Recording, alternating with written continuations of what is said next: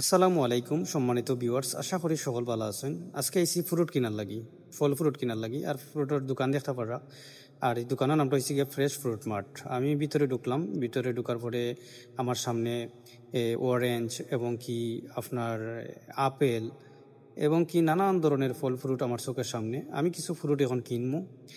আর দেখা কত সুন্দর করে সাজাইয়া রাখা হয়েছে এই ফ্রুটের দোকানটা, আসলে দেখলে চোখ জুড়িয়ে যায়।